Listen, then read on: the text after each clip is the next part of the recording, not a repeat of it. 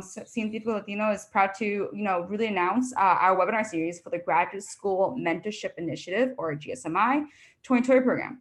So for those of you who don't know me or haven't watched other webinars, to introduce myself, I'm Daisy Dawn, and I'll be moderating today's webinar, this session. I'm a second-year graduate student studying molecular biophysics and biochemistry at Yale University, and this is my second year serving as a STEM education and outreach director, and this year as a director of digital education for GSMI. So essentially organizing all the webinars that you guys are viewing. So I'm so excited to introduce you to our speaker for today's presentation on the overview of graduate school fellowships. We have with us today Juan, who is a postdoc fellow at St. Jude's Children's Research Hospital. And he's actually been with us for a while. I'm amplifying or re-amplifying this blog piece, as I have done in his earlier webinar held last week on how to write an effective personal statement. So he wrote one of our blog pieces way back in the day on embracing our identities, and I'll be posting that in a chat box as well. Okay.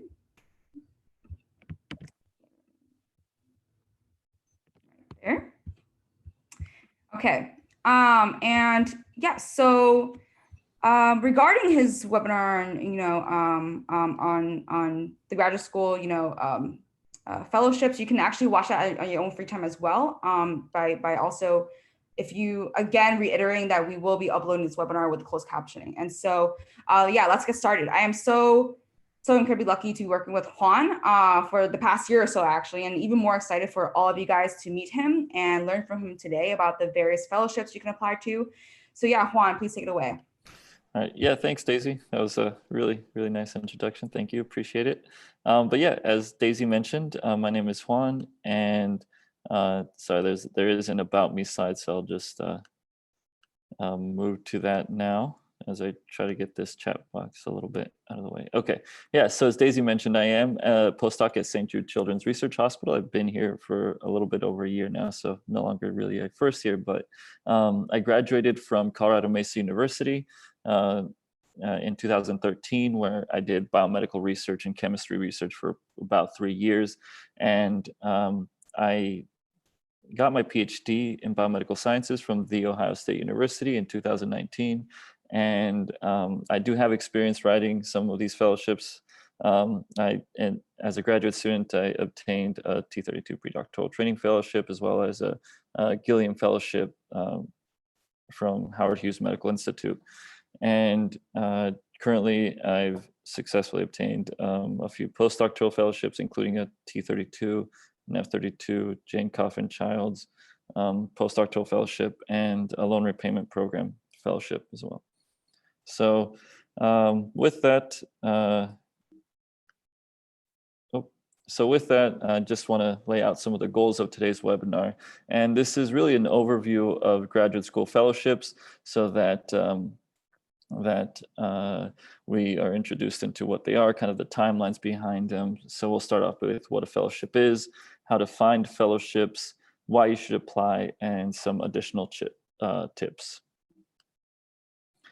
So first off, what is a fellowship? So a lot of people usually indicate that a fellowship is money, but there's a lot more to that. It is money, but it's really these earned rewards for promising young scientists. So they come in a variety of payment and payout structures that vary in time, amount, kind of what other incentives as career development they have, and some work requirements. And they typically pay for your stipend. Sometimes they pay for research costs, other health benefits, travel to conferences, or career resources.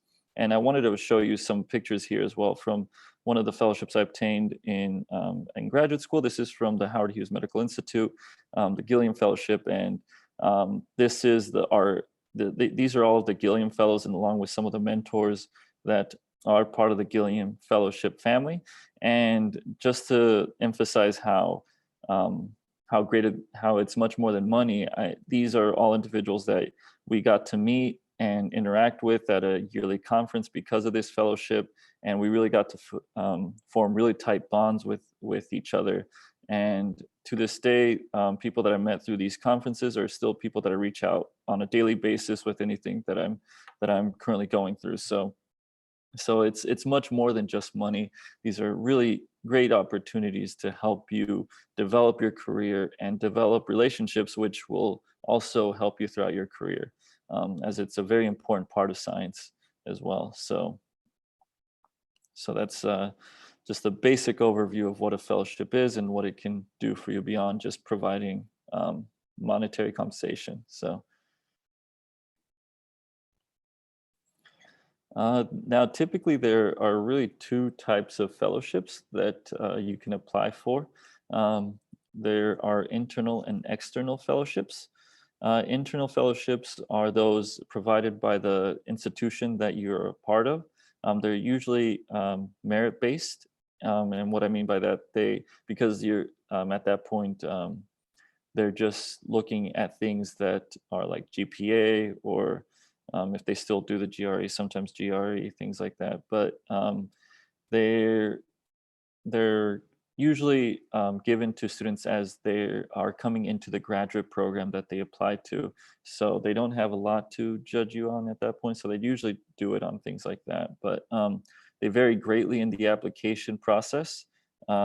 This includes this in, this can include anything from an interview to, or sometimes they're just given to incoming students. Sometimes there is no application process. So they do vary greatly, and sometimes there could be a separate application after you arrive.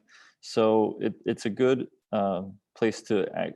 Like when you're applying to a graduate school, or when you get accepted to a graduate school, it's good to reach out and find out what kind of internal fellowships are available, especially when you're getting into that institution.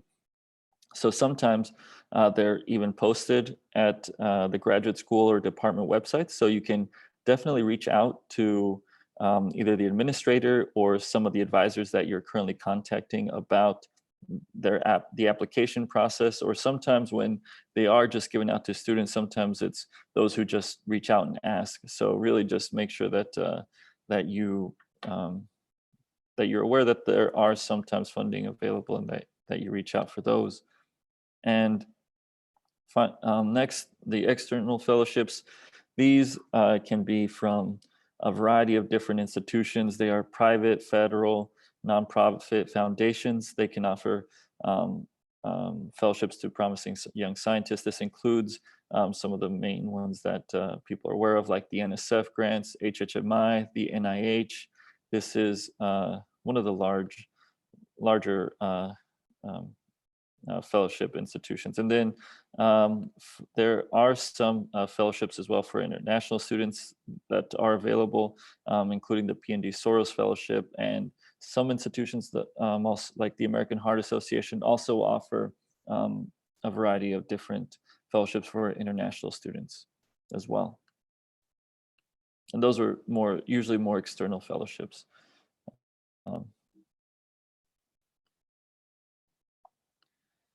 So when you're applying for fellowships or getting ready to apply, there are really 3 cycles that are typically looked at when applying to fellowships. The first one is cycle 1. These are year 0 to year 2. They often vary greatly, often based on academic merit. This can include like a T32 training fellowship, or one of those internal fellowships that are given as you get into the graduate school. The NSF fellowship, that's also another one that's often done in year 0 to year 2. And these are your very early careers fellowships. They are usually more merit-based, but some of them, like the NSF, do have a short proposal that you submit as well. And we do have some webinars that will go into more information on, I think specifically the NSF GRP, or was that I think that might have been a few like last week, but it's available on so we do upload all these, so you can find those if you need to. And finally, cycle 2, this is approximately year 3 of graduate school. This usually funds the remainder of your graduate program, and it's usually a full proposal, and it's it is they're usually given to students after they pass their candidacy exam. So, or somewhere around that time. So you really have a full proposal, you have experience, you have some preliminary data to submit. So these are a little bit longer periods of funding, and this does include like the Gilliam Fellowship and so like the F-31 and things like that. So these are much more extensive fellowships typically, um, but are funding a more substantial part of your graduate career. And finally, cycle 3, this is these are your dissertation fellowships. And often universities or institutions themselves offer these to students in their final year of graduate school. And it helps them with writing of their dissertation. And these are typically for just simply 1-year fellowships, and they allow you to focus and really work on um, on just writing your dissertation.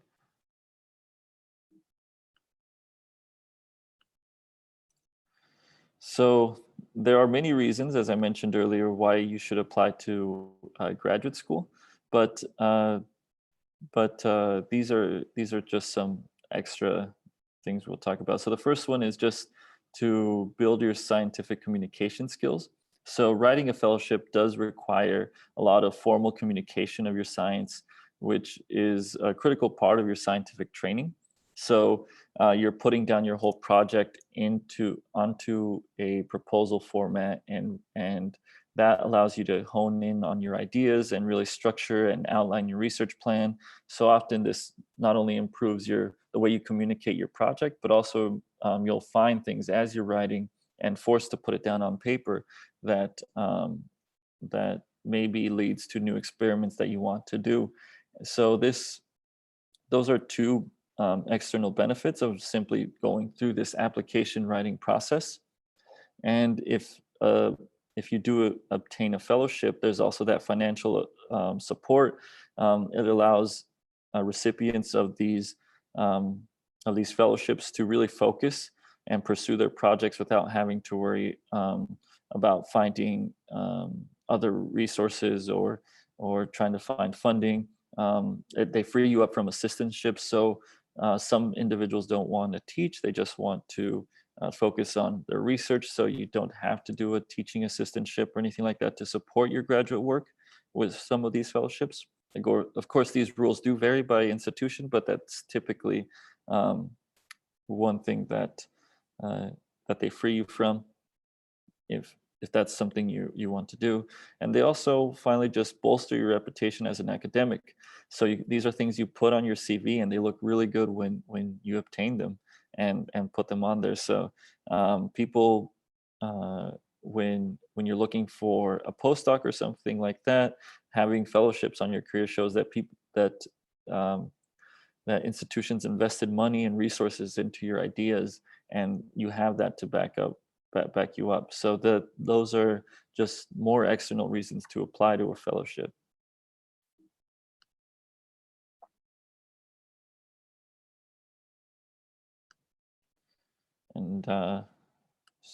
And so finding a fellowship is sometimes very difficult, just because there are a lot of them, and finding the one that's right for you is a process. But oftentimes the easiest way is to just approach your program advisors, your mentors, or other senior lab members, as they would already have an idea of some of the successful fellowship applications that have gone through your lab or through or through your institution. So having a template of something like that would be really beneficial. And so just having a list of those successful fellowships. And oftentimes the universities maintain websites with a list of fellowships that are available to graduate students at their institution. Our our program, Científico Latino, also has a website that has a curated database of these fellowships as well, and the link is located here. And also, if you're part of a scientific association, they often promote some of these fellowships as well. This includes organizations like the American Society for Biochemistry and Molecular Biology. They have their own fellowships, as well as travel awards that you can apply to. American Society for Hematology is another example. I list these two because these are the ones I'm a part of, but they often send out fellowship opportunities for all of their graduate students. So look for something that you're a part of, and those are typically the most easily accessible fellowships.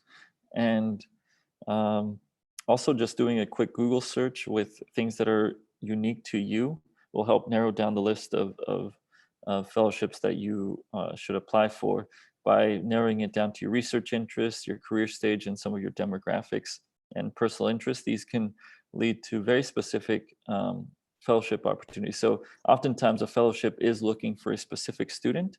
So the more you can kind of frame your or narrow down fellowships that you fit, then the better opportunity you have of obtaining that fellowship.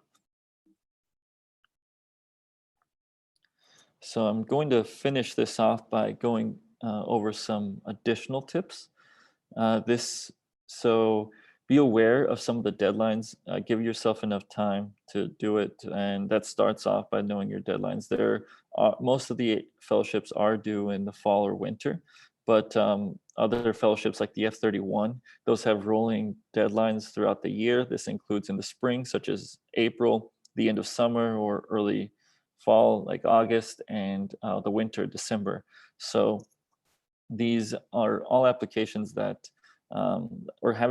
being aware of these deadlines will help you have enough time to get stuff together. And that goes on to my next point. Give yourself enough time to complete your application. So know the length, know the materials required, kind of estimate how much time it will take to write those materials. Some of them are more in depth and require letters of recommendation. So I think one of the most difficult parts of writing a fellowship is that you also have to coordinate letters of recommendations with your mentors and advisors.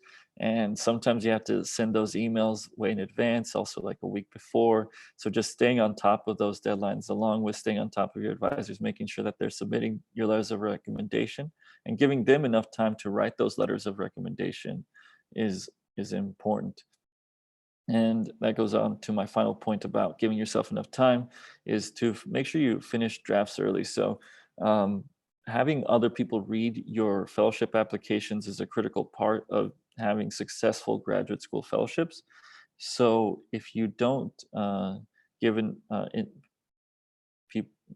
if you don't have enough time to have other people read it, then it might be crunch time, and some people might not want to read it. So just make sure that there's enough time for that. And also, when writing fellowships, make sure that you use your institution's resources. Now, this does vary from institution to institution, but many of them do have courses or grant review services or peer review services that are available and you can take advantage of.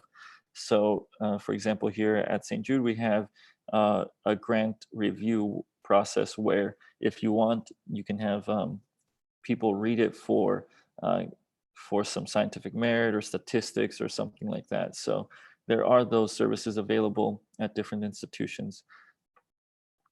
And finally, reach out to individuals that have successfully obtained the fellowship. So I think this is a very important part of being successful in obtaining these graduate school fellowships. So oftentimes there's even like a format that a fellowship is specifically looking for that you're writing, or that a fellowship is specifically looking for, and just having a template of how the information is organized is beneficial, because when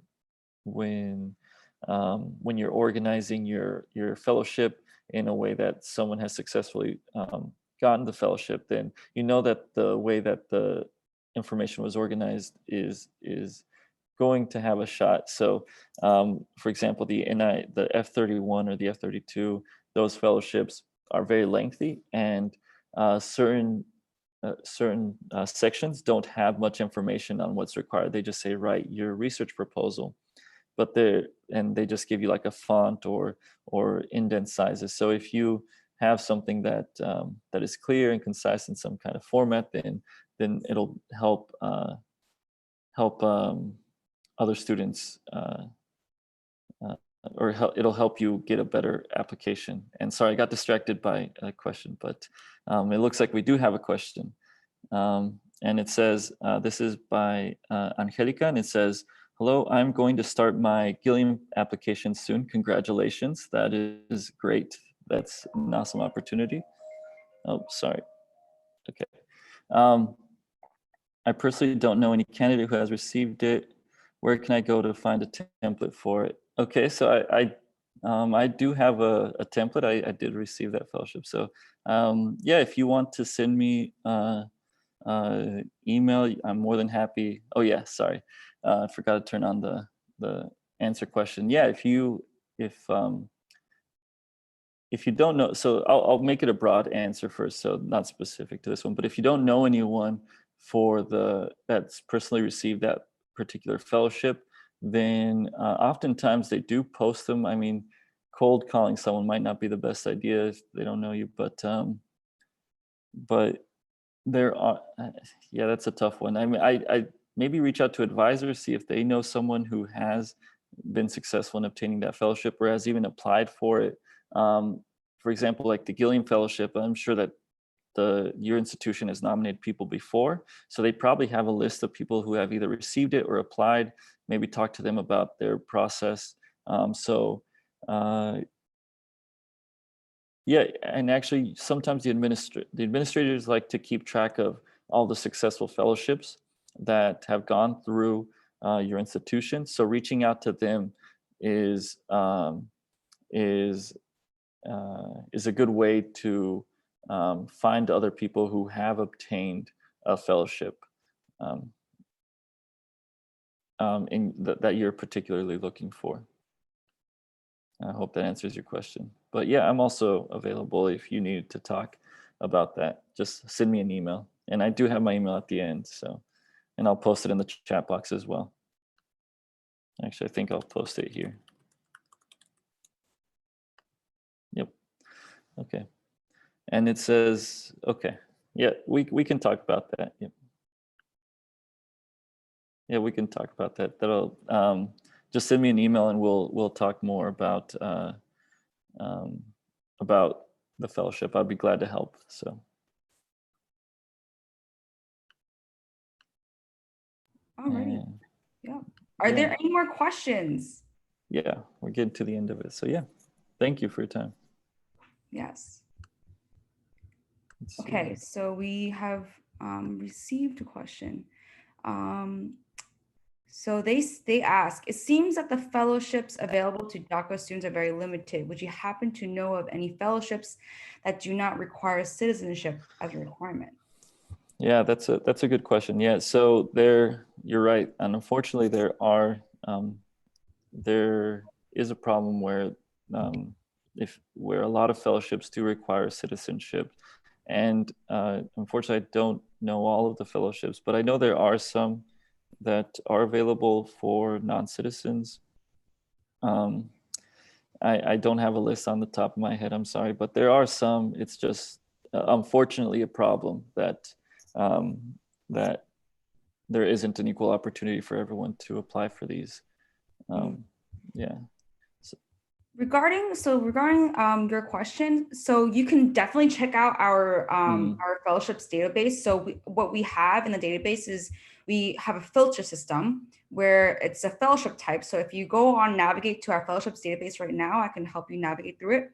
So there's a fellowship type, and so whether you're a high schooler or undergraduate, so undergraduate post-bac, right, or you're currently a PhD, you can filter it that way. And then we also have a filter for citizenship status. So if I click on DACA, there's actually many fellowships that we also listed on our database. So one of them, we're having webinar this tomorrow by Rocio. And so the Ford Foundation, fellowship also, accepts applications from DACA recipients, or if you're a permanent resident. And AHA as well. And many more. One of them being the Josephine D. Carmen Fellowship Trust as well. That's more for the, I believe, more senior graduate students they tend to favor. But there's a list on our website, so definitely go check it out. Yeah. And I'll post a link in the chat box again as well. Right here. Yep. Yes. And then it looks. Oh, go ahead. Yeah, so we have another question. So how about if you plan for a gap year, can I do a fellowship before I apply for an MPH, Master's in Public Health? If you do, so fellowships are typically dependent on you doing research. So if you apply for a fellowship and obtain it, most fellowships do allow you to defer until you start, but there is a requirement that there's typically a requirement that you do research while on the fellowship. So I hope that it kind of answers your question where yes, you can defer up until you do it, but you will eventually have to meet the research requirement. Because I can't think of any fellowship that doesn't have a research requirement. So, but yeah. Yeah, so unfortunately, I believe for a lot of master's programs, I know the funding is hard to get, but then it is possible. So look into the internal like scholarships or fellowships as well as Juan mentioned. I hope that helps. Yeah. Any more questions, guys? No. All right. What do you think? Alrighty. Good. Okay. All right. Well, thanks, everyone. Appreciate it. Any more questions, feel free to email us at cientificolatino@gmail.com, or if you are applying to, for example, HSMI Gilliam, feel free to also reach out to Juan as well, and the email is right there on the screen. All right, thanks, everyone. Appreciate it. Okay. Bye, guys. Bye.